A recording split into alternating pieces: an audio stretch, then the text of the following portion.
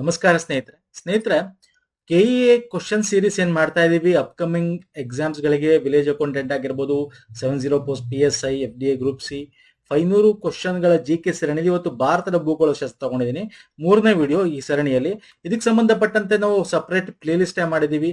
ಆ play list ಹೋದ್ರೆ ನಿಮ್ಗೆ ಸಿಗುತ್ತೆ. ಪ್ರೀವಿಯಸ್ ಮಾಡಿರ್ತಕ್ಕಂಥ ಪ್ಲೇ ಲಿಸ್ಟ್ ಕೂಡ ತಾವು ರೆಫರ್ ಮಾಡೋದು 100+ ವಿಡಿಯೋಸ್ ಗಳಿದೆ ಜಿಕೆ ಸಂಬಂಧಪಟ್ಟಂತೆ.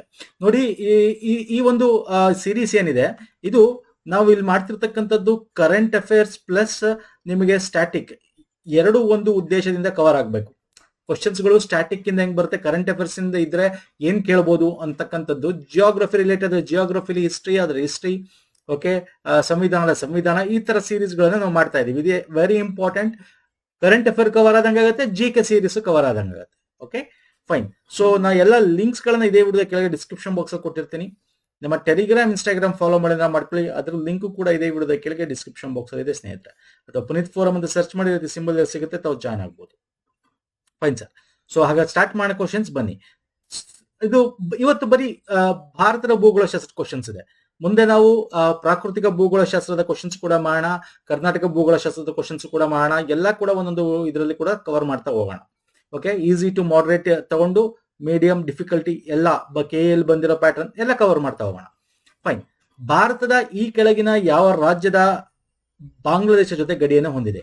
ನೋಡಿ, ಯಾಕೆ ಕೇಳ್ತಾನೆ ಇದು ದಯವಿಟ್ಟು ಅಬ್ಸರ್ವ್ ಮಾಡ್ಕೋಬೇಕು. ಇತ್ತೀಚೆಗೆ ಲಾಸ್ಟ್ 1 or 2-3 years ಇಂದ ಇಂಥ ಕ್ವಶನ್ಸ್ ಬಂದಿಲ್ಲ, ಈಗ ಬರಬಹುದು. KL ಬಂದಿತ್ತು ಈ ತರ ಕ್ವಶನ್. ಏನ್ ಕೇಳ್ತಾನೆ, KPS ಅಲ್ಲಿ ಕೇಳ್ತಾನೆ. ಏನಕ್ಕೆ ಬರುತ್ತೆ? ಈಗ ಬಾಂಗ್ಲಾದೇಶದಲ್ಲಿ 2 ವರ್ಷದಿಂದ ಏನಾಯ್ತು ನಿಮ್ಗೆ ಗೊತ್ತಿದೆ.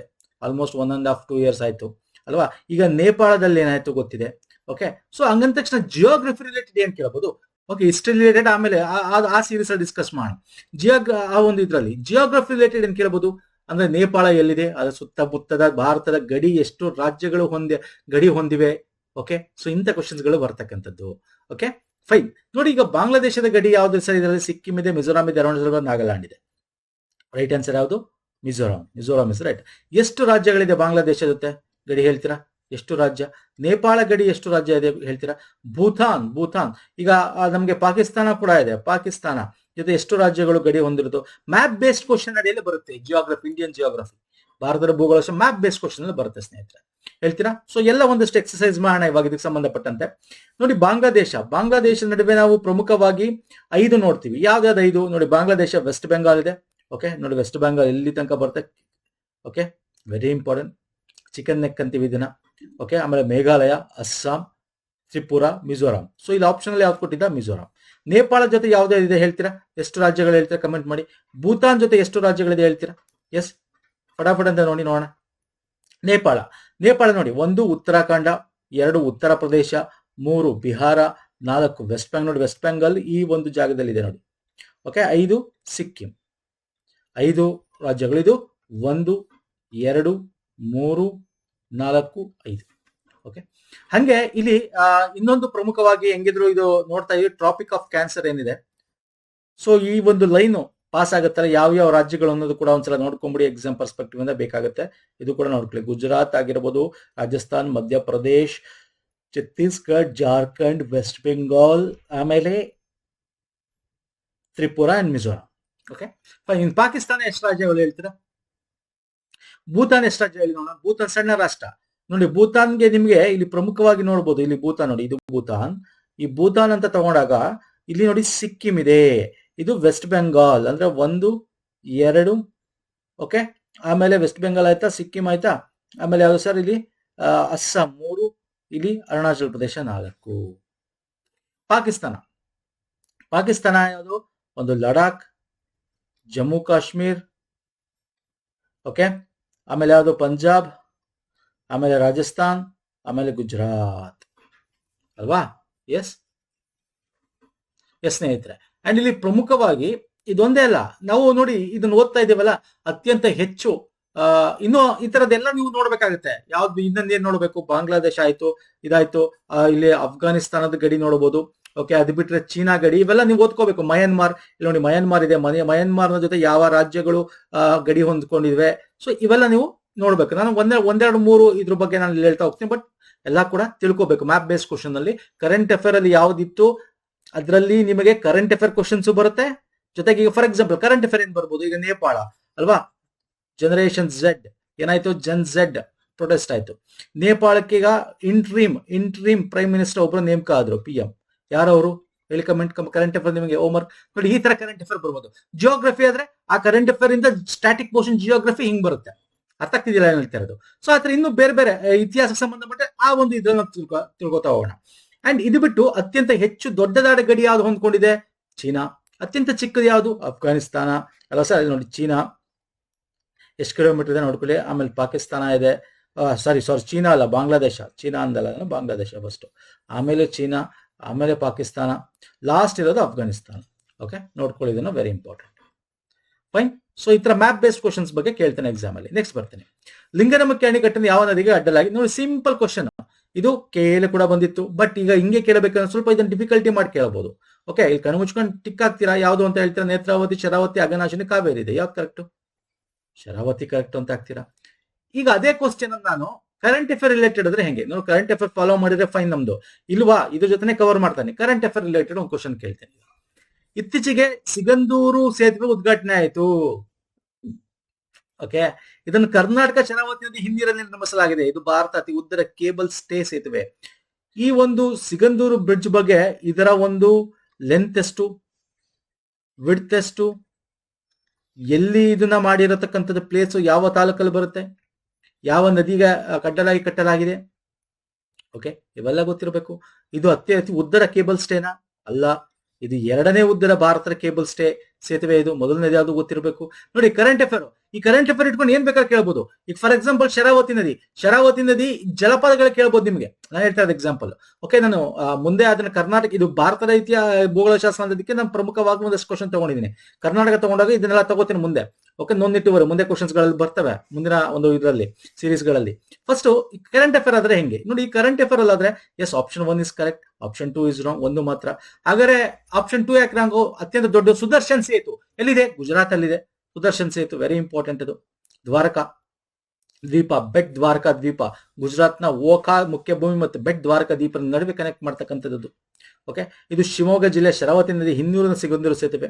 2.44 ಕಿಲೋಮೀಟರ್ ಉದ್ದ ಇರತಕ್ಕಂಥದ್ದು. ಪ್ರಸಿದ್ಧ ಚೌಡೇಶ್ವರ ದೇವಸ್ಥಾನಕ್ಕೆ ಸಾಗರ ಪಟ್ಟಣ ಮತ್ತು ಸಿಗಂದೂರು ನಡುವಿನ ರಸ್ತೆ. ಎಲ್ಲಿ ಬರ್ತಿದ್ದು? ಸಾಗರ ತಾಲೂಕಿನ ಕರೂರು ಮತ್ತು ಬಾರಂಗಿ ಹೋಬಳಿಗಳಲ್ಲಿ ವಾಸಿಸುವ ಜನರ ನಡುವೆ ಒಂದು ಸಂಪರ್ಕ ಕಲ್ಪಿಸ್ತಕ್ಕಂಥದ್ದು. ಮೊದಲು ರಸ್ತೆ ಇತ್ತು. ಯಾವಾಗ ರಸ್ತೆ ಮುಳುಗೋಗಿದ್ದು? 1960ರಲ್ಲಿ.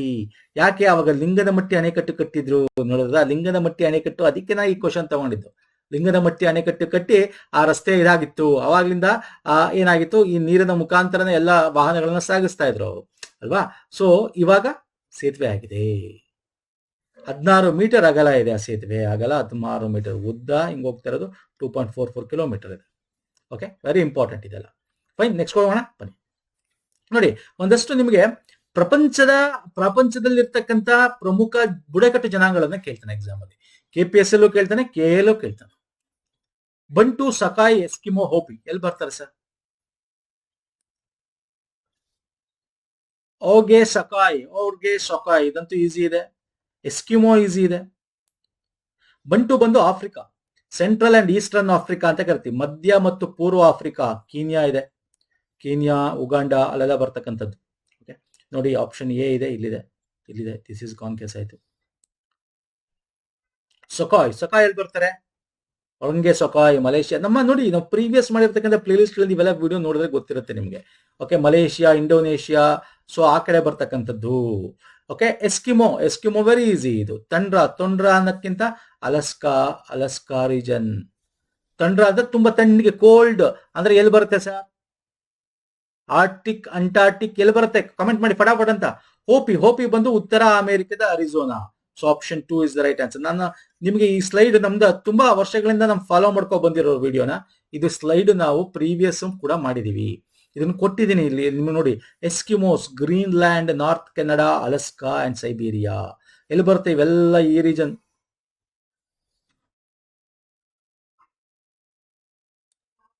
ಆರ್ಟಿಕ್ ಸರ್ಕಲ್ ಬರೋದು, ಅಲಸ್ಕಾ ಬರೋದು ಇಲ್ಲಿ ಈ ರೀಜನ್. ಅದಕ್ಕೆ ತೊಂಡ್ರಾ ರೀಜನ್ ಅಂತ ಕರಿತೀವಿ. ಓಕೆ, ಇನ್ನೊಂದು ಯಾವ್ದು ಹೇಳಿದೆ ನಾನು ನಿಮ್ಗೆ? ಮಲೇಷಿಯಾ, ಇಂಡೋನೇಷಿಯಾ ಆ ಕಡೆ ಬರ್ತಕ್ಕಂಥದ್ದು ಯಾವುದು? ಇಲ್ಲೇ ಎಲ್ಲೋ ನಾನು ಹೇಳಿದ್ನಲ್ಲ ನಿಮ್ಗೆ, ಸಕಾಯ್ ಅಲ್ವಾ? ಔರಂಗೆ, ಅಲ್ಸಿ, ಸಕಾಯ್, ಸೆಮಂಗ್, ಮಲೇಷಿಯಾ. ನೋಡಿದ್ರಾ? ಫೈನ್. ಸೊ ವೆರಿ ಇಂಪಾರ್ಟೆಂಟ್ ಇದೆಲ್ಲ ಸ್ನೇಹಿತರೆ. ಇಂಡಿಯನ್ ಟ್ರೈಬ್, ಓಕೆ, ಅಮೆಜಾನ್ ಬೇಸಲ್ಲಿ ಬರ್ತಾರೆ ಅವರು. ಮಸಾಯ್ ಈಸ್ಟ್ ಅಂಡ್ ಸೆಂಟ್ರಲ್ ಆಫ್ರಿಕಾದಲ್ಲಿ ಬರ್ತಾರೆ.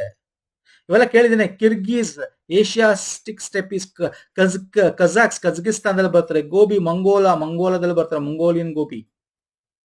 ಓಕೆ, ಇವೆಲ್ಲ very important. Red Indians north ಅಮೆರಿಕಾದಲ್ಲಿ ಬರ್ತಾರೆ. ಬುಷ್ಮನ್, ಕಲಹರಿ ಇಲ್ಲಿ ಸಿಗ್ತಕ್ಕಂಥ ಆಫ್ರಿಕಾ. ಓಕೆ, ಇವೆಲ್ಲ ಒಂದ್ಸಲ ನೋಡ್ಕೊಳ್ಳಿ ಸ್ನೇಹಿತರೆ, ವೆರಿ ಇಂಪಾರ್ಟೆಂಟ್ ಇದನ್ನ. ನೆಕ್ಸ್ಟ್ ಬರ್ತೀನಿ. ಕೆಳಗಿನ ಯಾವುದು ಭಾರತದ ಮೊದಲ ಜೀವಗೋಳ ಮೀಸಲು ಪ್ರದೇಶ? Biosphere reserves. ಇದು ಎನ್ವೈರನ್ಮೆಂಟಲ್ ಅಡಿಯಲ್ಲೂ ಕೂಡ ಕೇಳ್ತೇನೆ, ಜಿಯೋಗ್ರಫಿ ಅಡಿಯಲ್ಲೂ ಕೂಡ ಬರುತ್ತೆ ಕ್ವಶನ್ಸ್ಗಳು.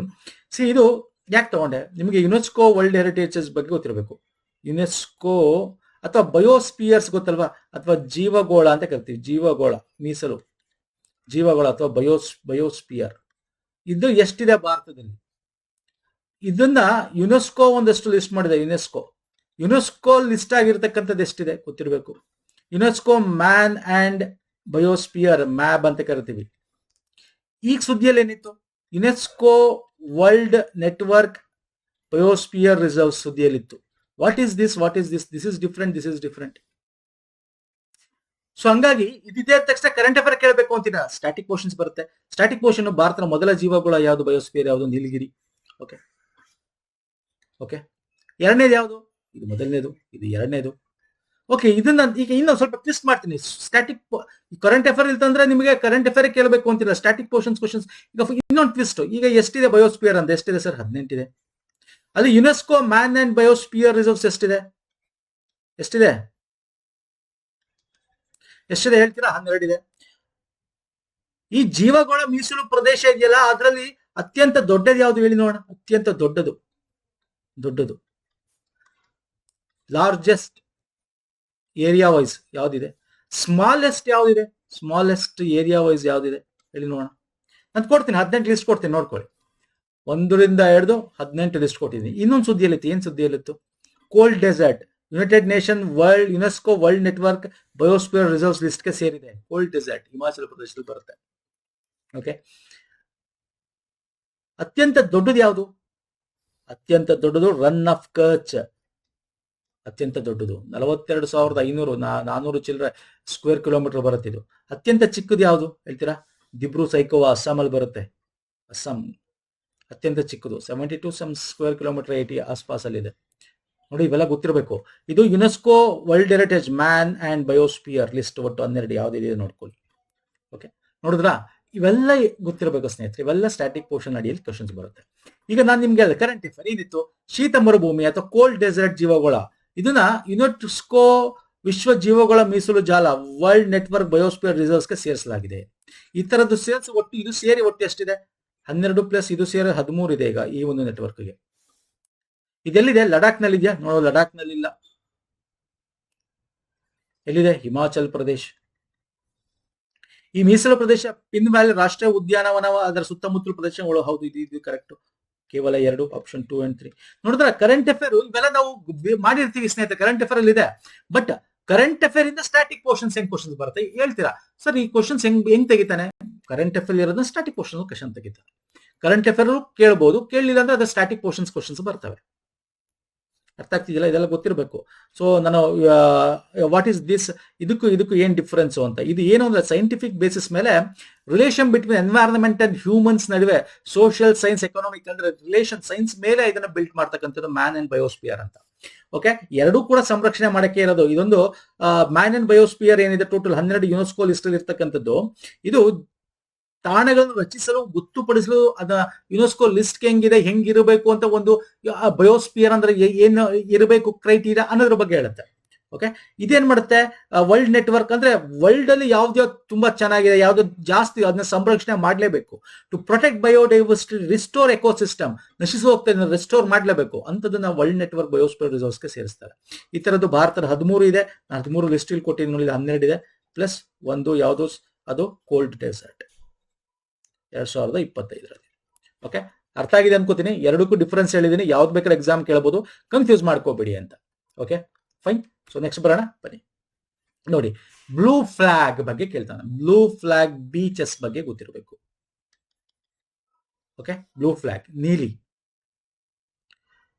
ಸಿ ಇಲ್ಲಿ ಜಾಗತಿಕ ಮನ್ನಣೆದ ಬ್ಲೂ ಫ್ಲಾಗ್ ಪ್ರಮಾಣೀಕರಣ ಯಾವುದಕ್ಕೆ ನೀಡಲಾಗುತ್ತೆ? ಸಿಂಪಲ್, ಇದು ಬೀಚಸ್ ಅಂತ ಈಗ ತಾನೇ ಹೇಳಿದೆ, ಪರಿಸರ ಸ್ನೇಹಿ ಮತ್ತು ಸ್ವಚ್ಛ ಕಡಲ ತೀರ. ಯಾಕೆ ನ್ಯೂಸ್ ಇದೆ? ಕರೆಂಟ್ ಅಫೇರ್ ಇದೆ. ಏನಪ್ಪಾ ಇದು? ಒಟ್ಟು ಎಷ್ಟು ಇದೆ ಹೇಳಿ ನೋಡೋಣ ಇವಾಗ. ಯಾಕೆ ಕರೆಂಟ್ ಅಫೇರ್ ಇದೆ? ಹೊಸದಾಗಿ 5 ಬೀಚ್ ಗಳನ್ನ ಸೇರಿಸಿದ್ದಾರೆ. ಯಾವುದು ಸರ್? ಮಹಾರಾಷ್ಟ್ರದ ಹೊಸದಾಗಿ 5 ಬೀಚ್ ಗಳನ್ನ ಸೇರಿಸಿದ್ದಾರೆ. ಹಾಗಾದ್ರೆ ಭಾರತದಲ್ಲಿ ಒಟ್ಟು ಈಗ ಎಷ್ಟಾಯ್ತು ನೋಡಿ? ಇದು ಸಿಂಪಲ್ ಕ್ವಶನ್. ಒಂದು ಸ್ಟ್ಯಾಟಿಕ್ ಕ್ವಶನ್, ಸಿಂಪಲ್ ಕ್ವಶನ್. ಈಗ ಡಿಫಿಕಲ್ಟಿ ಕ್ವಶನ್ ಹೆಂಗ್ ಕೇಳ್ತಾನೆ ಅದನ್ನೇ ಹೇಳ್ತೀನಿ. ಅದನ್ನೇ ಅವನು ಡಿಫಿಕಲ್ಟಿ ಮಾಡಬೇಕು ಅಂದ್ರೆ ಸ್ವಲ್ಪ ಇನ್ನು ಒಳಗೆ ಹೋಗ್ಬೇಕು, ಒಳಗೆ 360 ಡಿಗ್ರಿ ಪಾಯಿಂಟ್ ಆಫ್ ವ್ಯೂ ನೋಡ್ಕೋಬೇಕು. ಸೊ ಇಲ್ಲಿ ಫಸ್ಟ್ ಲಿಸ್ಟ್ ನೋಡ್ಬಿಡ. ಮೊದಲು ಎಷ್ಟಿತ್ತು? 13 ಇತ್ತಲ್ವಾ ಸರ್? ಕರ್ನಾಟಕದಲ್ಲಿ ಎಷ್ಟಿತ್ತು? 2 ಇತ್ತು. ಅಲ್ಲಿ ನೋಡಿ, 1 2 3 4 5 6 7 8 9 10 11 12 13, ಟೋಟಲ್ 13 ಇತ್ತು. ಈಗ 13 ಪ್ಲಸ್ 5 ಯಾವುದು? ಎಲ್ಲ ಮಹಾರಾಷ್ಟ್ರದ್ದು. ಶಿವರ್ಧನ್ ಅಂಡ್ ನಾಗೋನ್ ಇಲ್ಲಿ ರಾಯಗಢ ಜಿಲ್ಲೆ ಮಹಾರಾಷ್ಟ್ರ. ಪರ್ಣಕ ಅಂತಕ್ಕಂಥದ್ದು ಪಲ್ಘಾರ್ ಹತ್ರ ಇರ್ತಕ್ಕಂಥದ್ದು. ಗುಹಾಗಾರ್ ಮತ್ತು ಲಧಾಗಾರ್ ಅಂತ ರತ್ನಗಿರಿ ಜಿಲ್ಲೆ. ಸೊ ಇದು 5 ಸೇರಿ ಈಗ ಒಟ್ಟು 18 ಬ್ಲೂ ಫ್ಲಾಗ್ ಬೀಚಸ್ ಇದೆ. ಈಗ ಇದನ್ನ ಸ್ವಲ್ಪ ಕರೆಂಟ್ ಅಫೇರ್ ರಿಲೇಟೆಡ್ ಸ್ವಲ್ಪ ಡಿಫಿಕಲ್ಟಿ ಕೇಳಬೇಕು. ಕೇಳಿದಾನೆ ಎಕ್ಸಾಮ್ ಅಲ್ಲಿ. ಏನು ಸರ್ KPSC ಬಂದಿತ್ತು, ಏನು ಬ್ಲೂ ಫ್ಲಾಗ್ ಬೀಚ್ ನ ಪ್ರತಿ ವರ್ಷ ರಿನ್ಯೂ ಮಾಡ್ಬೇಕು ಗೊತ್ತಾ ನಿಮ್ಗೆ? ಅದು ಈ ವರ್ಷ ಘೋಷಣೆ ಮಾಡಿದ್ದಾರೆ. ಅದನ್ನೇ ನೀವು ಯಾವ್ದು ಬೇಸಿಸ್ ಮೇಲೆ ಘೋಷಣೆ ಮಾಡ್ತಾರೆ? ಅಲ್ಲಿ ಎಲ್ಲ ಇನ್ಫ್ರಾಸ್ಟ್ರಕ್ಚರ್ ಇರಬೇಕು, ವಾಟರ್ ಕ್ಲೀನ್ ಆಗಿರಬೇಕು, ನೀಟಾಗಿ ಮೇಂಟೈನ್ ಮಾಡಬೇಕು, ಪಬ್ಲಿಕ್ ಆಕ್ಸೆಸ್ ಚೆನ್ನಾಗಿರಬೇಕು. ಸೊ ಎಲ್ಲಾನು ಕೂಡ ನೋಡ್ತಾರೆ ಅಲ್ಲಿ. ಸೊ ಈಗ ಸಿಂಪಲ್ ಕ್ವಶನ್ ನೋಡಿ, ಇದೆ ಈ ತರ ಕೇಳ್ತಾನೆ. ಯಾವ ತರ? ಈಗ ನೋಡಿ, ಬ್ಲೂ ಫ್ಲಾಗ್ ಪ್ರಮಾಣೀಕರಣದ ಬಗ್ಗೆ ಕೇಳೋದಾದ್ರೆ ಡೆನ್ಮಾರ್ಕ್ ನ ಪರಿಸರ ಶಿಕ್ಷಣ ಪ್ರತಿಷ್ಠಾನ ಫೌಂಡೇಶನ್, FEE ಅಂತ, ಫೌಂಡೇಶನ್ ಆಫ್ ಎನ್ವೈರನ್ಮೆಂಟಲ್ ಎಜುಕೇಶನ್ ಅಂತಕ್ಕಂಥ ಸಂಸ್ಥೆ ಇದನ್ನ ಕೊಡ್ತಕ್ಕಂಥದ್ದು. Yes, this is correct. ಒಡಿಶಾದ ಗೋಲ್ಡನ್ ಬೀಚ್ ಈ ಪ್ರಮಾಣೀಕರಣವನ್ನು ಪಡೆದ ಏಷ್ಯಾದ ಮೊದಲ ಬೀಚ್ ಆಗಿದೆ. ದಿಸ್ ಇಸ್ ಕರೆಕ್ಟ್ ರಾಂಗ್ ಹೇಳಿ ನೋಡೋಣ. ಎಸ್, ಒಡಿಶಾದ ಬೀಚೇ ಫಸ್ಟ್ ಏಷ್ಯಾಗೆ ತಗೊಂಡಿರ್ತಕ್ಕಂಥದ್ದು ಬ್ಲೂ ಫ್ಲಾಗ್. ರಾಂಗ್. ಯಾಕೆ ರಾಂಗು? ಗೋಲ್ಡನ್ ಬೀಚ್ ಅಲ್ಲ, ಚಂದ್ರಭಾಗ ಬೀಚ್. ಓಕೆ, ಅದು ಫಸ್ಟ್ ಬೀಚು. ಸೊ ಹಾಗಾಗಿ ಕೇವಲ 1 is the right answer. And ಇದನ್ನ ಯಾರು ಕೊಡ್ತಾರೆ ಅಂತ ಗೊತ್ತಿರಬೇಕು. ಮತ್ತೆ ಪ್ರತಿ ವರ್ಷ ರಿನ್ಯೂ ಮಾಡ್ತಾರೆ ಅದು ಗೊತ್ತಿರಬೇಕು. 1 ಇಯರ್ ಪರ್ ಸೀಸನ್ ಅಂತ ರಿನ್ಯೂ ಮಾಡ್ತಾರೆ ಇದನ್ನ was initiated France 1985. It is globally expanded. ಅಂದ್ರೆ ಪ್ರಪಂಚದಾದ್ಯಂತ ಈ ತರ ಕೊಡಬೇಕು ಅನ್ನೋದು 2001ರಿಂದ ಸ್ಟಾರ್ಟ್ ಆಗುತ್ತೆ. ಅರ್ಥ ಆಗ್ತಿದೆಯಲ್ಲ? ಸೊ ಇವೆಲ್ಲ ವೆರಿ ಇಂಪಾರ್ಟೆಂಟ್. ಹೆಂಗೆ, ಯಾವ ಬೇಸಿಸ್ ಮೇಲೆ ಕೊಡ್ತಾರೆ? ವಾಟರ್ ಕ್ವಾಲಿಟಿ ಹೆಂಗಿದೆ, ಸೇಫ್ಟಿ ಇರಬೇಕು ಒಂದು ಬೀಚ್ ಅಲ್ಲಿ, ಮತ್ತೆ ಎನ್ವೈರನ್ಮೆಂಟಲ್ ಮ್ಯಾನೇಜ್ಮೆಂಟ್ ಹೆಂಗ್ ಮಾಡ್ತಾ ಇದ್ದಾರೆ, ಪಬ್ಲಿಕ್ ಕಮ್ಯುನಿಟೀಸ್ ಏನಿದೆ. ಪಬ್ಲಿಕ್ ಕಮ್ಯುನಿಟೀಸ್ ಅಂದ್ರೆ ಅವ್ರಿಗೆ ಎಮರ್ಜೆನ್ಸಿ ಇದ್ರೆ ಏನಾದ್ರು ಫಸ್ಟ್ ಏಡ್ ಆಗಿರ್ಬೋದು, ಮತ್ತೆ ಟಾಯ್ಲೆಟ್ ಫೆಸಿಲಿಟಿಗಳು ಇವೆಲ್ಲ ಇರಬೇಕಲ್ಲಿ. ಓಕೆ, ಇಲ್ಲಿದೆ ನೋಡಿ. So this is the way. ಇನ್ನು ಸ್ನೇಹಿತರೆ, ಕರೆಂಟ್ ಅಫೇರ್, ಸ್ಟ್ಯಾಟಿಕ್ ಎರಡು ಗೊತ್ತಿರಬೇಕು. ಅರ್ಥ ಆಗಿದೆ ಅನ್ಕೋತೀನಿ. Yes, shall we move to next question. ಬನ್ನಿ. ಈಗ ಇದು IUCN ಬಗ್ಗೆ ನೋಡಿ. ಇವೆಲ್ಲ ನಾನು ಇದ್ರಲ್ಲಿ ತಗೋಬೇಕಾಗಿತ್ತು, ಬಟ್ ಸ್ಟಿಲ್ ನಾನು ಇಲ್ಲೇ ತಗೋತೀನಿ. ಎನ್ವೈರನ್ಮೆಂಟಲ್ ಅಡಿಲ್ ಬರ್ತಕ್ಕಂಥದ್ದು ಇದೆಲ್ಲ. IUCN ಕೆಂಪು ಪಟ್ಟಿಯ ಅಪಾಯಕ್ಕೊಳಗಾದ ಯಾವ ಜಾತಿಯ ಕುರಿತು ವಿಶ್ವದ ಅತ್ಯಂತ ಸಮಗ್ರ ಮಾಹಿತಿಯಾಗಿದೆ. IUCN ರೆಡ್ ಲಿಸ್ಟ್ ಯಾವ್ದಾವ್ದಕ್ಕೆ ಕೊಡ್ತಾರೆ ಅಲ್ವಾ? ನಾವು IUCN ಒಟ್ಟು ಎಷ್ಟು 9 ಕ್ಯಾಟಗರಿ ಮಾಡ್ತೀವಿ. 9 ಕ್ಯಾಟಗರಿ ಯಾವ್ದು? ಅದರಲ್ಲಿ ಪ್ರಾಣಿಗಳು, ಸಸ್ಯ, ಶಿಲೀಂಧ್ರ 3 ಕರೆಕ್ಟ್. ಯಾಕೆ ಸುದ್ದಿಯಲ್ಲಿ ಇತ್ತು? IUCN ವರ್ಲ್ಡ್ ಕಾಂಗ್ರೆಸ್ ಒಂದು ಅಧಿವೇಶನ ಆಗಿದೆ. ಎಲ್ಲಾಗಿದೆ? Current affair. ಈ ವರ್ಷ ಅಧಿವೇಶನ ಅಥವಾ ಕಾಂಗ್ರೆಸ್ ಸಮ್ಮಿಟ್ ಅಂತ ಕರಿತೀವಿ. ಎಲ್ಲಾಗಿದೆ ಇಲ್ಲಿ ಕಮೆಂಟ್ ಮಾಡಿ ನೋಡೋಣ. ಕರೆಂಟ್ ಅಫೇರ್ ಓದ್ತಾ ಇದ್ರ ಲಾಸ್ಟ್ ಮಂತ್, ಈ ಮಂತ್ ಕರೆಂಟ್ ಅಫೇರ್ ಸರ್ ಇದು ಹೇಳಿ ನೋಡೋಣ. 9 ಕೆಂಪು ಪಟ್ಟಿ ವಿಭಾಗಗಳು ಇರತಕ್ಕಂಥದ್ದು. ಯಾವುದು ಸರ್? 9 ಯಾವ ತರದ್ದು? 1 ಎಕ್ಸ್ಟಿಂಟ್ ಇಂದ ಹಿಡಿದು not evaluated, data deficient, least concern, near threat and vulnerable, endangered, critically endangered, extincts in the wild ಅಂತ ಕರಿತೀವಿ. ನಾನು ಇಲ್ಲಿ ಕನ್ನಡದಲ್ಲೇ ಕೊಟ್ಟಿದ್ದೇನೆ.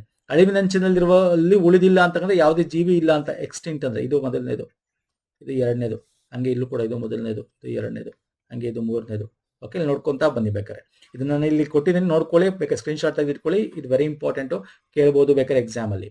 ಓಕೆ, ಯಾವ್ದು ರೆಡ್ ಲಿಸ್ಟ್ ಅಲ್ಲಿ ಸೇರಿಸ್ತಾರೆ? Animal, fungus and plant species ಗಳನ್ನ ಸೇರಿಸ್ತಾರೆ. ಈ ಕರೆಂಟ್ ಅಫೇರ್ ಬಂದ್ಬಿಡ್ತೇನೆ. IUCN ನಡೀತು, UAE ನಡೀತು, ಅಬುಧಾಬಿಲ್ ನಡೀತು, ವರ್ಲ್ಡ್ ಕನ್ಸರ್ವೇಷನ್ ಕಾಂಗ್ರೆಸ್ IUCN. ಯಾಕೆ ಇದು ಇಂಪಾರ್ಟೆಂಟ್ ಸರ್? ಹಂಗಾರೆ ಹೋದ ವರ್ಷ ಇವೆಲ್ಲ ನಾವು ನೋಡಿ, ಯಾಕಂದ್ರೆ ನಡೆಯದೆ 4 ವರ್ಷಕ್ಕೊಂದ್ಸಲ. ಹಂಗಾಗಿ ಇಂಪಾರ್ಟೆಂಟ್. ಅರ್ಥ ಆಗ್ತಿದಿಲ್ಲ ನಾನು ಹೇಳ್ತಾ ಇರೋದು? ಇದು ನಡೆಯದೆ 4 ವರ್ಷಕ್ಕೊಂದ್ಸಲ. ಈ ಪ್ರತಿ 2 ವರ್ಷಕ್ಕೊಂದ್ಸಲ ಅಂತ ಕೊಟ್ಟಿದ್ದೀನಿ. No, wrong. ನೋಡಿ, ಕರೆಂಟ್ ಅಫೇರ್ ಲಿಂಕ್ ಕೇಳಬಹುದು ನಿಮಗೆ. ಅಥವಾ ಕರೆಕ್ಟ್ ಆಗಿ ಎಲ್ಲ ಕರೆಕ್ಟ್ ಆಪ್ಷನ್ಸ್ ಕೊಟ್ಬಿಟ್ಟು ಮೇಲಿನ ಎಲ್ಲವೂ ಆಲ್ ಆಫ್ ದ ಅಬೋವ್ ಅಥವಾ 1 2 3 ಎಲ್ಲ ಅಂತ ಆಪ್ಷನ್ಸ್ ಕೊಡ್ತಾನೆ. ಡಿಫಿಕಲ್ಟೀಸ್ ಲೆವೆಲ್ ಹಂಗಿದೆ ಕ್ವಶನ್ ಪೇಪರ್ ಸ್ನೇಹಿತರೆ. 2020 ಕಾಂಗ್ರೆಸ್ ಅಧಿವೇಶನ UAE ಅಲ್ಲಿ ನಡೆಯಲಾಗುತ್ತೆ. ಹೌದು, UAE ಅಂದ್ರೆ ಅಬುಧಾಬಿ ಬರೋದಲ್ಲಿ UAE ಇಲ್ಲಿ. ಯುನೈಟೆಡ್ ಅರಬ್ ಎಮಿರೇಟ್ಸ್ ಅಂತೀವಿ ಅಲ್ವಾ. ಮಾನವ ಸಾಮಾಜಿಕ ಆರ್ಥಿಕ ಅಭಿವೃದ್ಧಿಗೆ ನಾವು ನಮ್ಮ ನೈಸರ್ಗಿಕ ಪರಿಸರವನ್ನು ಹೇಗೆ ನಿರ್ವಹಿಸುತ್ತೆ ಎಂಬುದನ್ನು ಸುಧಾರಿಸುವುದು ಇದರ ಗುರಿಯಾಗಿದೆ. ಎಸ್, ಮಾನವ ಸಾಮಾಜಿಕ ಆರ್ಥಿಕ ಅಭಿವೃದ್ಧಿಗಾಗಿ ನಾವು ಪರಿಸರ ಜೊತೆ ಹೆಂಗೆ ನಿರ್ವಹಿಸ್ತೀವಿ ಅನ್ನೋದು ಬಗ್ಗೆ ಹೇಳ್ತಕ್ಕಂಥದ್ದು, ಡಿಸ್ಕಸ್ ಮಾಡ್ತಕ್ಕಂಥದ್ದು, ಒಂದಷ್ಟು ರೂಲ್ಸ್ ಅಂಡ್ ರೆಗ್ಯುಲೇಷನ್ಸ್ ಮಾಡ್ತಕ್ಕಂಥದ್ದು, ಸಸ್ಟೈನಬಲ್ ಯೂಸ್ ಮಾಡ್ತಕ್ಕಂಥದ್ದು, ಸುಸ್ಥಿರವಾಗಿ ಅದನ್ನು ಬಳಕೆ ಮಾಡ್ತಕ್ಕಂಥದ್ದು, ಇವೆಲ್ಲ ಇದರಲ್ಲಿ ಡಿಸ್ಕಷನ್ಸ್ ನಡೀತವೆ. ಸೊ ಇಲ್ಲಿ ಯಾವುದು ಸರ್ ಸರಿಯಾಗಾದ್ರೆ ಆಪ್ಷನ್ 2 and 3 ಕೇವಲ 2. ಅರ್ಥ ಆಗ್ತಿದೆಯಲ್ಲ. So very important. ಇಲ್ಲಿ ಭಾರತದ ಎನ್ವೈರನ್ಮೆಂಟಲ್ ಮಿನಿಸ್ಟ್ರಿ ಅವರು ಕೂಡ ಸಚಿವರು ಭಾಗವಹಿಸಿದ್ರು.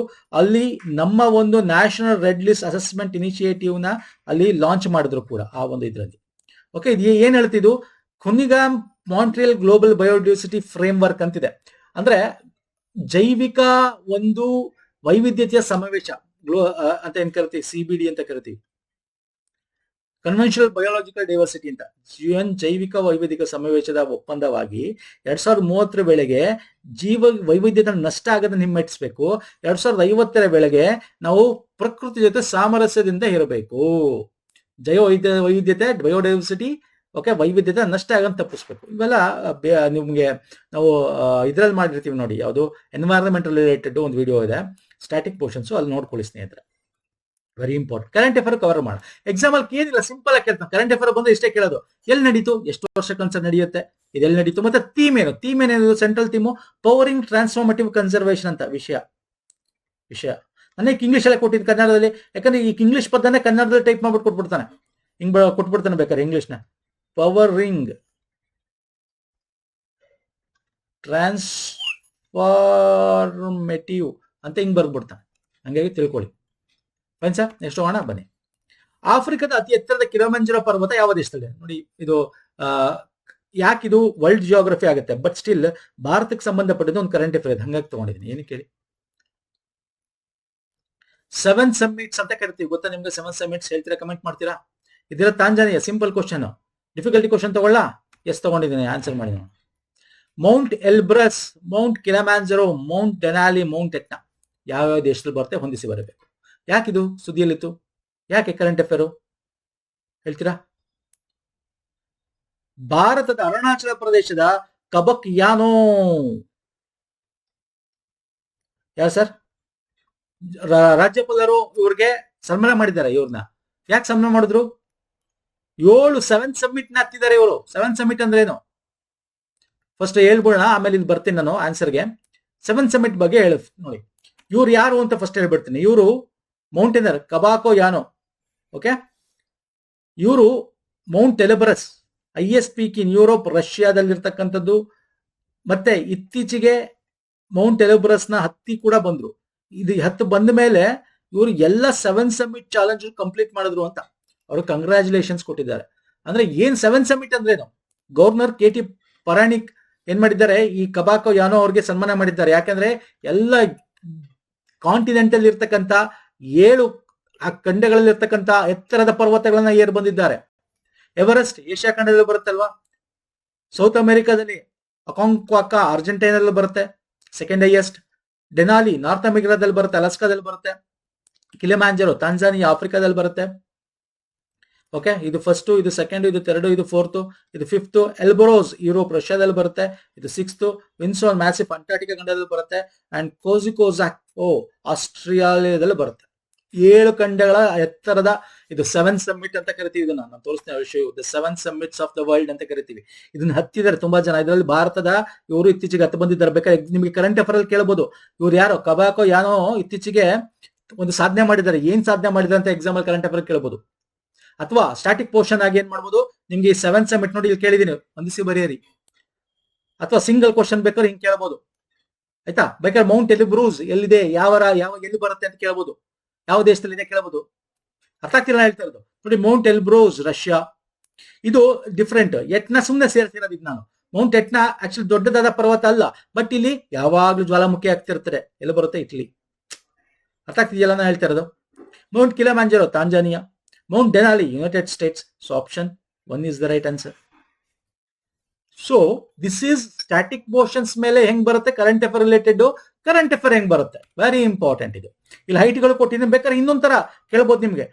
ಈ ತರ ಇದನ್ನೆಲ್ಲ ಕೊಟ್ಬಿಟ್ಟು ನಿಮಗೆ ಅದರ ಹೈಟ್ಗೆ ತಕ್ಕಂತೆ, ಓಕೆ, ಅದರ ಉದ್ದ ಎತ್ತರಕ್ಕೆ ತಕ್ಕಂತೆ ನಿಮಗೆ ಅದನ್ನ ಆರೋಹಣ ಕ್ರಮ, ಇನ್ಕ್ರೀಸಿಂಗ್ ಆರ್ಡರ್ ಡಿಕ್ರೀಸಿಂಗ್ ಆರ್ಡರ್ ಜೋಡಿಸಿ ಅಂತ ಬೇಕಾದ್ರೆ ಎಕ್ಸಾಮ್ ಅಲ್ಲಿ ಕೇಳ್ಬೋದು. ಕೇಳ್ತಾ ಇದ್ದಾನೆ ಸರ್, ಇತ್ತೀಚೆಗೆ ಹಂಗೆ ಬರ್ತಾ ಇದೆ ಎಕ್ಸಾಮ್ ಅಲ್ಲಿ. ಫೈನ್ ಸರ್, ನೆಕ್ಸ್ಟ್ ಬಂದ್ಬಿಡ್ತೀನಿ ನಾನು. ಸರಿಯಾದ ಜೋಡಿಯನ್ನು ಆರಿಸಿ. ಕಾಂಡ್ಲಾ, ಹಲ್ದಿಯಾ, ಟುಟಿಕಾನ್, ಪಾರಾದೀಪ್. ತಮಿಳುನಾಡು, ಗುಜರಾತ್, ಒಡಿಶಾ, ಪಶ್ಚಿಮ ಬಂಗಾಳ. ಸಿಂಪಲ್ ಕ್ವಶನ್ ಕೇಳಿದೆ. ಯಾಕೆ ಕೇಳ್ತಾ ಇದ್ದ? ಅಗೇನ್ ಕರೆಂಟ್ ಅಫೇರ್ ಅಲ್ಲಿ ಇದೆ. ಏನಿದೆ? ಒಂದು ಇಂಪಾರ್ಟೆಂಟ್ ಆಗಿರ್ತಕ್ಕಂಥದ ಭಾರತದ ಒಂದು ಟ್ರಾನ್ಸ್ಶಿಪ್ಮೆಂಟ್ ಪೋರ್ಟ್ ಇದೆ. ಏನದು? ಎಲ್ಲಿದೆ? ಉದ್ಘಾಟನೆ ಆಯ್ತು. ವೆರಿ ಇಂಪಾರ್ಟೆಂಟ್ ಅದು. ಸ್ಟ್ರಾಟಜಿಕಲಿ ಇಂಪಾರ್ಟೆಂಟ್ ಅದು. ಆಮೇಲೆ ಭಾರತದಲ್ಲಿ ಮೇಜರ್ ಪೋರ್ಟ್ಸ್, ಮೈನರ್ ಪೋರ್ಟ್ಸ್, ತುಂಬಾ ದೊಡ್ಡ ದೊಡ್ಡ ಪೋರ್ಟ್ಸ್ ಗಳು ಭಾರತದ ಎಷ್ಟಿದೆ ಅದು ಗೊತ್ತಿರಬೇಕು. ಯಾವ್ದು ಬೇಕಾದ್ರೂ ಕೇಳ್ಬೋದಲ್ಲ ಎಕ್ಸಾಮ್ ಅಲ್ಲಿ ಇದೆ ಅಂತ ಅಲ್ವಾ? 2-3 ಕಾರಣದಿಂದ ಕರೆಂಟ್ ಅಫೇರ್ ಅಲ್ಲಿ ಇದೆ, ಹೇಳ್ತೀನಿ ಅದು ಮುಂದೆ ಇದೇ ವಿಡಿಯೋದಲ್ಲಿ ಡಿಸ್ಕಸ್ ಮಾಡೋಣ. ಸೊ ಇದು ಕಾಂಡ್ಲಾ ನಿಮ್ಗೆ ಗೊತ್ತಿರ್ತಕ್ಕಂಥದ್ದು. ಎಲ್ಲಿ ಸರ್ ಬರೋದು? ಗುಜರಾತ್. ಹಲ್ದಿಯಾ ನಿಮಗೆ ಪಶ್ಚಿಮ ಬಂಗಾಳ. 1 KB 2 KD ಎಲ್ಲಿದೆ ಸರ್? ಇಲ್ಲಿದೆ. ಟುಟಿಕಾನ್ ತಮಿಳುನಾಡು. 4ಗೆ Paradip Odisha. So option 1 is the right answer. ಈಗ ಇದ್ರ ರಿಲೇಟೆಡ್ ನಾನು ನಿಮಗೆ ಈ ಲಿಸ್ಟ್ ಇದು ನೋಡ್ಬೋದು ನೀವು. ಇನ್ನೊಂದು ಲಿಸ್ಟ್ ಕೊಟ್ಬಿಡ್ತೀನಿ. ಇಲ್ಲಿ 13 ಮೇಜರ್ ಪೋರ್ಟ್ಸ್ ಅಂತ ಕರಿತೀವಿ. ಆಕ್ಚುಲಿ ನಾನು ಈಗ ಇನ್ನೊಂದು ಪೋರ್ಟ್ ಹೇಳಿದ್ನಲ್ಲ ಇಲ್ಲಿ, ಟ್ರಾನ್ಸ್ಶಿಪ್ಮೆಂಟ್ ಪೋರ್ಟ್ ಅಂತ. ಇದು ಮೇಜರ್ ಪೋರ್ಟೇ, ಬಟ್ ಲಿಸ್ಟ್ ಅಲ್ಲಿ ಇಲ್ಲ ಅದು. ಬಟ್ ಇಂಟರ್ನ್ಯಾಷನಲ್ ಪೋರ್ಟ್ ಅಂತೀವಿ ಅದನ್ನ, ಇಂಟರ್ನ್ಯಾಷನಲ್ ಟ್ರಾನ್ಸ್ಶಿಪ್ಮೆಂಟ್ ಪೋರ್ಟ್ ಅಂತೀವಿ. ಅದು ಮೇಜರ್ ಪೋರ್ಟೇ. ಅದು ಬಿಟ್ರೆ 13 ಇದೆ. ಬೇ ಆಫ್ ಬೆಂಗಾಲ್ ನ, Andaman Nicobar port Blair port ನ ತೆಗೆದಾಕಿದ್ದಾರೆ, ಇಲ್ಲ ಅದು. ಸೊ ಇದನ್ನ ಬಿಟ್ರೆ ನೀವು ಒಟ್ಟು 13 ಪೋರ್ಟ್ ಇದೆ. ಯಾವ್ದು ಅಂತ ಇಲ್ಲಿ ಕೊಟ್ಟಿ ನೋಡಿ. 1 2 3 4 5 6 7 8 9 10 11 12 13. ಓಕೆ, ಮತ್ತೆ ಈ ಪೋರ್ಟ್ ಅಲ್ಲಿ ಏನೇನಾಗುತ್ತೆ ಅಂತ ಕೊಟ್ಟಿದ್ದೀನಿ. ಯಾಕೆ ಇದು ಇಂಪಾರ್ಟೆಂಟ್? ಈಗ ಫಾರ್ ಎಕ್ಸಾಂಪಲ್ ನಾವು ಈಗ ಒಂದೇ ಎಕ್ಸಾಂಪಲ್ ನಾನು ಹೇಳ್ತೀನಿ ನೋಡಿ. ಈಗ ನಾನು ನಿಮಗೆ ಹೇಳ್ತಾ ಇದ್ದೆ, ಕೇರಳದ ವಿಜಿಹಿಂಜಾಮ್ ಇಂಟರ್ನ್ಯಾಷನಲ್ ಸೀ ಪೋರ್ಟ್ ಅಂತ, ಇದನ್ನ ಉದ್ಘಾಟನೆ ಮಾಡಿದ್ರು. It is A transshipment. Strategically ನಮ್ಮ ಭಾರತದಲ್ಲಿ ಇರಲಿಲ್ಲ ಇದು. ನಾವು ಯಾವ್ದ್ಯಾವ್ದು ಅಂದ್ರೆ ಟ್ರಾನ್ಸ್ಶಿಪ್ಮೆಂಟ್ ಅಂದ್ರೆ ಏನು ಅಂತ ಹೇಳ್ತೀನಿ. ಡೀಪ್ ವಾಟರ್ ಟ್ರಾನ್ಸ್ಶಿಪ್ಮೆಂಟ್ ಪೋರ್ಟ್ ಅಂತ ಅಂದ್ರೆ ಏನು ಅಂತ. ದೊಡ್ಡವಾದ ಕಂಟೈನರ್ಗಳು ಬಂದ್ರೆ ಭಾರತದಲ್ಲಿ ಅನ್ಲೋಡ್ ಮಾಡಕ್ ಆಗ್ತಿರಲಿಲ್ಲ. ನಮ್ಮಲ್ಲಿ ಇರ್ತಕ್ಕಂಥ ಯಾವುದೇ ಈ ಪೋರ್ಟ್ ಗಳಿಂದ ಅನ್ಲೋಡ್ ಮಾಡಕ್ ಆಗಲ್ಲ. ಯಾಕಂದ್ರೆ ಅದು ಬಂದರು ದೊಡ್ಡ ಡೀಪ್ ಸಿ ಇರಬೇಕು ಅದಕ್ಕೆ. ಓಕೆ, ಹಾಗಾಗಿ ನಾವು ಆ ತರದನ್ನ ದೊಡ್ಡದನ್ನ ಅನ್ಲೋಡ್ ಮಾಡಿ ಚಿಕ್ಕದಾಗಿ ತಗೊಂಡು ಬರ್ಬೇಕಾಗಿತ್ತು. ಆತರ ಎಲ್ಲಿ ಅನ್ಲೋಡ್ ಮಾಡಬೇಕು? ಈಗ ಕೊಲಂಬೋದಲ್ಲಿದೆ, ಅದನ್ನ ಚೈನಾ ಡೆವಲಪ್ ಮಾಡಿದೆ, ಕೊಲಂಬೋ ಶ್ರೀಲಂಕಾ. ಅದು ಬಿಟ್ರೆ ನಿಮಗೆ ಬೇರೆ ಕಡೆ ಇಂಡೋನೇಷ್ಯಾ ಈ ಕಡೆ ಬರ್ಬೇಕಾಗಿತ್ತು, ನಮಗೆ ಸಿಂಗಾಪುರ್ ಅಲ್ಲಿ ಬರ್ಬೇಕಾಗಿತ್ತು, ಅಥವಾ ಬೇರೆ ಎಲ್ಲಿದೆ ಅಲ್ಲಿ ನೋಡ್ಕೋಬೇಕಾಗಿತ್ತು. ಅವಾಗ ಅಲ್ಲಿ ಟ್ರಾನ್ಸ್ಪೋರ್ಟೇಷನ್, ಆ ಕಾಸ್ಟು, ಆ ಒಂದು ಎಲ್ಲಾನು ಕೊಡಬೇಕಾಗಿತ್ತು. ಈಗ ಭಾರತದಲ್ಲೇ ಇದೆ. ಭಾರತದಲ್ಲೇ ಆ ತರ transshipment deep water international port ಮಾಡಿದೀವಿ. ಇದರಿಂದ ನಮ್ಗೆ ತುಂಬಾ ಲಾಭ ಇದೆ. ಇನ್ನೂ ಬೇರೆ ಫೇಸ್ ಗಳಲ್ಲಿ ಡೆವಲಪ್ ಮಾಡ್ತಾರೆ. ಪಬ್ಲಿಕ್ ಪ್ರೈವೇಟ್ ಪಾರ್ಟ್ನರ್ಶಿಪ್ ಅದಾನಿ ಅವರಿಂದ ಡೆವಲಪ್ ಮಾಡಿರೋದು. ಸೊ ಇದನ್ನ ಎಕ್ಸಾಮ್ ಅಲ್ಲಿ ಕೇಳ್ತಾನೆ. ವೆರಿ ಇಂಪಾರ್ಟೆಂಟ್ ಇದು. ಓಕೆ, ಅಂಡ್ ಇಲ್ಲಿ ಇನ್ನೊಂದು ಕ್ವಶನ್, ಇನ್ನೊಂದೇನು, ಈಗ ಹೈಡ್ರೋಜನ್ ಹಬ್ನ ನಿಮ್ಗೆ ಗೊತ್ತಿದೆ. ಎನ್ವೈರನ್ಮೆಂಟ್ 2000 ನೋಡಿ, ಎನ್ವೈರನ್ಮೆಂಟಲ್ ಕ್ವಶನ್ಸ್ಗೂ ಆಗುತ್ತೆ, ಇದು ಜಿಯೋಗ್ರಫಿಗೆ ಆಗುತ್ತೆ. ಯಾಕಂದ್ರೆ ಪೋರ್ಟ್ ಬಗ್ಗೆ ಇದೆ. 2020ಕ್ಕೆ ನಾವು ನೆಟ್ ಝೀರೋ ಮಾಡಬೇಕು ಅಲ್ವಾ? ಹಾಗಾಗಿ ಹೈಡ್ರೋಜನ್ ಬೇಸ್ಡ್ ಹಬ್ ಗಳನ್ನ ಮಾಡ್ತಾ ಇದೀವಿ ನಾವು. ನವೀಕರಿಸಿದ ಇಂಧನ ಸಚಿವಾಲಯ ಈ ಹಸಿರು ಹೈಡ್ರೋಜನ್ ರಾಷ್ಟ್ರೀಯ ನ್ಯಾಷನಲ್ ಗ್ರೀನ್ ಹೈಡ್ರೋಜನ್ ಮಿಷನ್ ಅಡಿಯಲ್ಲಿ 3 ಬಂದಗಳನ್ನ ಹೈಡ್ರೋಜನ್ ಹಬ್ಗಳಾಗಿ ಗುರುತಿಸಿದೆ. ಆ ಬಂದರುಗಳು ಯಾವುದು, ಆ ಪೋರ್ಟ್ಗಳು ಯಾವುದು ಅಂತ? ಯಾವುದು ಸರ್? ದೀನ್ ದಯಾಳ್ ಬಂದರು ನೋಡಿ. ಇದು ಯಾವುದು? ಇದು ಅದಕ್ಕೆ ನಾ ಲಿಸ್ಟ್ ಕೊಟ್ಟಿರೋದು. ಈ ದೀನ್ ದಯಾಳ್ ಬಂದರು ಪೋರ್ಟ್ ಅಂತ ಏನ್ ಕರಿತೀವಿ, ಅದ್ ಯಾವ್ದು ಹೇಳ್ತೀರಾ? ಫಟಾಫಟ್ ಅಂತ ಹೇಳ್ಬೇಕು. ಯಾವ್ದು? ಕಾಂಡ್ಲಾ ಎಲ್ಲಿದೆ? ಕಾಂಡ್ಲಾ ಗುಜರಾತ್. ಕಾಂಡ್ಲಾ ಪೋರ್ಟ್ ನೋಡಿ ಇಲ್ಲಿ ಕೊಟ್ಟಿದ್ದೀನಿ, ದೀನ್ ದಯಾಳ್. ಅದ ಹೆಸರು ಗೊತ್ತಿರ್ಬೇಕು ನಿಮ್ಗೆ. ಈಗ ಇಲ್ಲ, ಇನ್ನೊಂದು ಇದು ಕರೆಕ್ಟ್ ನೋಡಿ. ಇಲ್ಲಿ ಇದು ವಿಒ ಚಿದಂಬರನಾರ್ ಬಂದರು ತಮಿಳುನಾಡು. ಯಾವ್ದಿದು? ಟುಟಿಕಾನ್ ಪೋರ್ಟ್ ನ ವಿಒ ಚಿದಂಬರನಾರ್ ಪೋರ್ಟ್ ಅಂತೀವಿ. ಪಾರಾದೀಪ್ ಬಂದರು ಒಡಿಶಾ. ಈ 3ಕ್ಕೂ ಕೂಡ ಗ್ರೀನ್ ಹೈಡ್ರೋಜನ್ ಹಬ್ ಗಳನ್ನಾಗಿ ಮಾಡಲಾಗಿದೆ. Option 4 is wrong. Current affair ಇವೆಲ್ಲ ನಾವು weekly current affair, monthly current affair cover ಮಾಡಿದ್ವಿ. ವೀಕ್ಲಿ ಕರೆಂಟ್ ಅಫೇರ್ ನೋಡಿಲ್ಲ, ದಯವಿಟ್ಟು ನೋಡ್ತಾರೆ. Okay, so very important. ಏನದು? ವಾಟ್ ಇಸ್ ಹೈಡ್ರೋಜನ್ ಹಬ್ ಅಂದ್ರೆ ಅದು ಪ್ರಮೋಟ್ ಮಾಡುತ್ತೆ. ಅಂದ್ರೆ ಪ್ರೊಡಕ್ಷನ್ ಮಾಡೋದು, ಅಲ್ಲಿ ಸ್ಟೋರೇಜ್ ಮಾಡೋದು, ಮತ್ತೆ ಎಕ್ಸ್ಪೋರ್ಟ್ ಮಾಡೋದು ಹೈಡ್ರೋಜನ್ ಸಂಬಂಧಪಟ್ಟಂತೆ ಅನಿಲಗಳನ್ನ ಅಲ್ವಾ? ಈಗ ಹೈಡ್ರೋಜನ್ ಬಸ್ಗಳು ನೋಡಿದೀರಾ, ಹೈಡ್ರೋಜನ್ ಬೇರೆ ಯಾವ್ದು ಹಡಗುಗಳನ್ನೆಲ್ಲ ನೋಡ್ತಾ ಇದೀವಿ. ಗ್ರೀನ್ ಪೋರ್ಟ್ ಮಾಡಬೇಕು ಅಂತ ಹೇಳಿ, ಅಂದ್ರೆ ಅಲ್ಲಿ ಏನು ಟಗ್ ಬೋಟ್ಸ್ ಅಂತ ಬರುತ್ತೆ, ಟಗ್ ಬೋಟ್ಸ್ ಅಂತ. ಓಕೆ, ದೊಡ್ಡ ಬೋಟ್ ಗಳನ್ನ ಹೇಳ್ಕೊಬರಕ್ಕೆ ಟಗ್ ಬೋಟ್ಸ್ ಅಂತ ಬರುತ್ತೆ. ಅದನ್ನ ಗ್ರೀನ್ ಹೈಡ್ರೋಜನ್ ಫ್ಯೂಯಲ್ ಯೂಸ್ ಮಾಡಬೇಕು ಅಂತ. ಸೊ ಇವೆಲ್ಲ ನೀವು ಎನ್ವೈರನ್ಮೆಂಟಲ್ ನೋಡ್ಕೊಂಡಿರ್ಬೇಕು ಸ್ನೇಹಿತರೆ. ಸೊ ಇದಿರೋದ್ರಿಂದ ಹೆಂಗ್ ಬೇಕಾದ್ರೆ ಕೇಳ್ತಾನೆ. ಸೊ ಇತ್ತೀಚೆಗೆ ಕ್ವಶನ್ ಪೇಪರ್ ಹಿಂಗ್ ಬರ್ತದೆ. ಇದು ಎಲ್ಲಾ ಎಕ್ಸಾಮ್ಸ್ ಹೆಲ್ಪ್ ಆಗುತ್ತೆ. ಇಷ್ಟ ಆಯ್ತಾ? ಇಷ್ಟ ಆದ್ರೆ ಲೈಕ್ ಮಾಡಿ, ಶೇರ್ ಮಾಡಿ, ಸಬ್ಸ್ಕ್ರೈಬ್ ಮಾಡ್ಕೊಳ್ಳಿ. ನಮ್ಮ ಇದಕ್ಕೆ ಈ ಸೀರೀಸ್ಗೆ ಸಪರೇಟ್ ಪ್ಲೇ ಲಿಸ್ಟ್ ಮಾಡಿದೀವಿ. ಈ ಹೊಸ ಸೀರೀಸ್ಗೆ ಸಪ್ರೇಟ್ ಪ್ಲೇಲಿಸ್ಟ್ ಲಿಂಕ್ ಕೊಡ್ತೀನಿ. ಪ್ರೀವಿಯಸ್ ಮಾಡಿರ್ತಕ್ಕಂಥ ಪ್ಲೇಲಿಸ್ಟ್ ಲಿಂಕ್ಗಳಿವೆ, ಅದು ಕೊಟ್ಟಿರ್ತೀನಿ ಡಿಸ್ಕ್ರಿಪ್ಷನ್ ಬಾಕ್ಸ್ ಅಲ್ಲಿ. ನಮ್ಮ ಟೆಲಿಗ್ರಾಮ್, ಇನ್ಸ್ಟಾಗ್ರಾಮ್ ಫಾಲೋ ಮಾಡಿಲ್ಲ ಮಾಡಿ. ಹೆಂಗಿದೆ ವಿಡಿಯೋ ಸೀರೀಸ್ ಹೇಳಿ, ಹೆಚ್ಚು ಕಮೆಂಟ್ ಮಾಡಿ. ಇದೇ ರೀತಿ ಮಾಡಿದ್ರೆ ಇದೇ ರೀತಿ ವಿಡಿಯೋ ಸೀರೀಸ್ ಕಂಟಿನ್ಯೂ ಮಾಡಿ ಎಕ್ಸಾಮ್ ತನಕ. Everything will be covered. ಎಲ್ಲೂ ನೀವು ಹೋಗಬೇಕಾಗಿಲ್ಲ. ಪೇಯ್ಡ್ ಕೋರ್ಸಸ್ ಅಲ್ಲೂ ನಿಮ್ಗೆ ಹಿಂಗೆ ಇಷ್ಟೊಂದು ಹೇಳ್ಕೊಡಲ್ಲ. ಓಕೆ, ನೆಕ್ಸ್ಟ್ ವಿಡಿಯೋ ಪುನಃ ಸಿಗ್ತೀನಿ. ನಮಸ್ಕಾರ, ಧನ್ಯವಾದಗಳು. ಥ್ಯಾಂಕ್ ಯು ಸೋ ಮಚ್ ಸ್ನೇಹಿತರೆ. ಎನಿ ಥಿಂಗ್ ಕಮೆಂಟ್ ಸೆಕ್ಷನ್ ಅಲ್ಲಿ ಮಾಡಿ ಸ್ನೇಹಿತರೆ. ಹೆಚ್ಚು ಕಮೆಂಟ್ ಮಾಡಿ. ಫಟಾಫಟ್ ಅಂತ ಎಲ್ಲ ಸಬ್ಜೆಕ್ಟ್ಗಳನ್ನು ಮಾಡ್ತಾ ಹೋಗಿ. ನಮಸ್ಕಾರ, ಧನ್ಯವಾದಗಳು.